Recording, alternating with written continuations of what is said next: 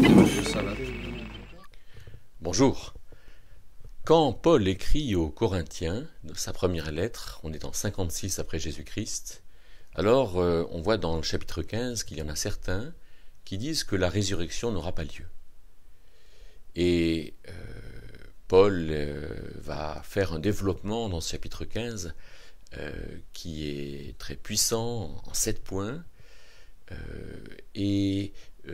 Un de ces 7 points, le quatrième, me paraît important pour parler de la prise du recul. Prendre du recul.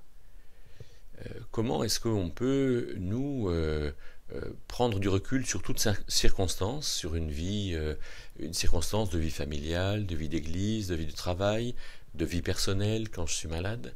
Ici, Paul lui l'apôtre, était vraiment très choqué de ce que certaines personnes remettent en question un aspect aussi fondamental de la foi.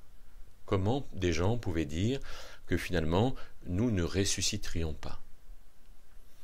Alors regardons ce que Paul dit donc dans 1 Corinthiens 15, il dit verset 29, autrement, donc si la résurrection n'avait pas lieu, que feraient ceux qui sont immergés dans le combat spirituel, à la place de ceux qui sont morts, à la suite de ceux qui sont morts, pour la foi, puisque ces temps étaient des temps difficiles. Néron était déjà empereur depuis 54, et donc il dit, si les morts ne ressuscitent absolument pas, pourquoi est-ce que ces gens-là sont aussi immergés à leur suite? Pourquoi aussi nous bravons-nous le péril à toute heure? Par votre confiance que j'ai dans le Christ Jésus notre Seigneur, je meurs chaque jour. Si, pour parler à la manière des hommes, j'ai combattu contre les bêtes à Éphèse, quel profit en ai-je si les morts ne ressuscitent pas? Mangeons et buvons, car demain nous mourrons. Ne soyez pas séduits, les mauvaises compagnies corrompent les bonnes mœurs. Réveillez-vous pour vivre justement, et ne péchez pas, car quelques-uns sont dans l'ignorance de Dieu, je vous le dis, à votre honte. Alors, je trouve que dans ce passage, qui est assez fort, avec une argumentation forte, on peut retenir 3 choses. La première, c'est que Paul pour prendre du recul, il va utiliser des faits. Il va dire, au chapitre 15, versets 1 à 11, il va dire, mais enfin, plusieurs ont vu le Seigneur. Le Seigneur a été vu de Pierre, et puis il a été vu ensuite de 500 frères, et puis de Jacques, et de tous les apôtres. Et après, moi, je l'ai vu de manière particulière.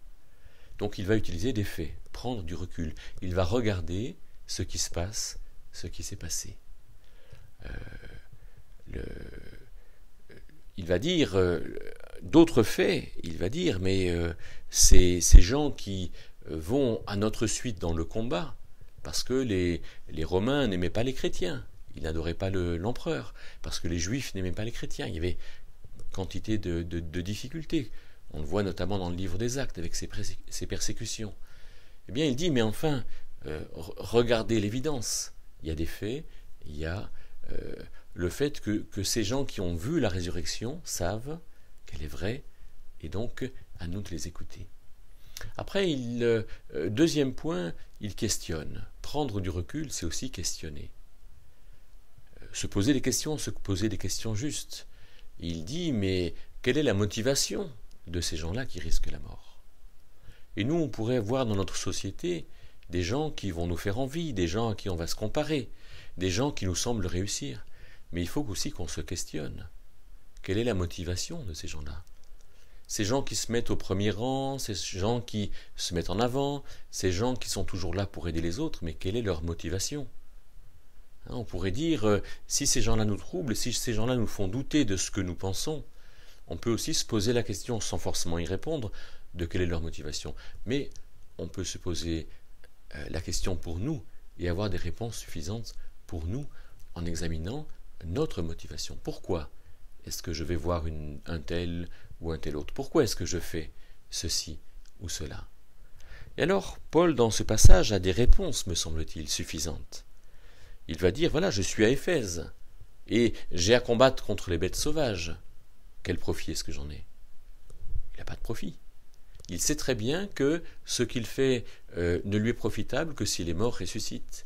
Il sait très bien que finalement, avec des réponses tout à fait satisfaisantes, il peut avoir cette prise de recul complète et dire voilà, je suis papa, je suis maman, et je vais dire à mes enfants quelque chose de juste. Ah oui, ils vont avoir du chagrin, ils vont râler, hein, ils vont se révolter, bien sûr, mais ce que je dis c'est juste. Alors ma prise de recul me sert à me positionner dans les faits. Bien sûr, on ne donne pas à un enfant à voir n'importe quoi, à faire n'importe quoi, à manger n'importe quoi. On va peut-être se poser des questions. Pourquoi est-ce que les autres enfants le font? Mais on va aboutir à des réponses suffisantes, en tout cas à un recul sur soi, et peut-être à une recherche de lucidité sur les autres. Hein, mais l'important, c'est quand même que pour soi, on sache prendre du recul. Alors, retenir trois choses, l'examen des faits, hein, essayer d'être objectif, premièrement. Deuxièmement, se poser des questions, avoir cette malléabilité et cette souplesse. Mais troisièmement, avoir des réponses qui sont suffisantes pour qu'on puisse faire le bon choix et se montrer à soi-même que devant Dieu, nous avons pris assez de recul.